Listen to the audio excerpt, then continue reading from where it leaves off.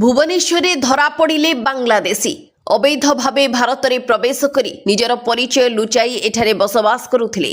Police सूचना अनुसार 2025 मसीहा मार्च 8 विश्वस्त सूचना आधार STF team Bhubaneswar rail station जड़े नाबालक सह 10 जन बांग्लादेशी को अटक रखी पचराउचरा करथिले।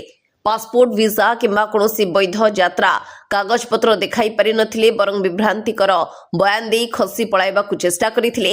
एसटीएफ टीम सेमानकु गिरफ करी पचराउचरा करिबारु सेमाने सत मानिथिले जे सेमाने आसामर जंगल अंचल दे गुप्त भावे रातिरे भारत को प्रवेश करथिले बोली पुलिस आगरे स्वीकार करथिले। एने कोर्ट सुनानी समय 6 जन साक्षी बयान सह 14टी गुरुत्वपूर्ण दलिल आधार कोर्ट सेमानकु दोषी साब्यस्त करथिले।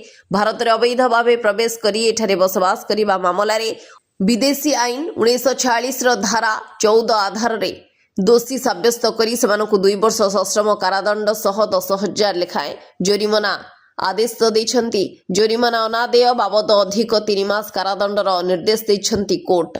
ब्यूरो रिपोर्ट स्वर्ण न्यूज।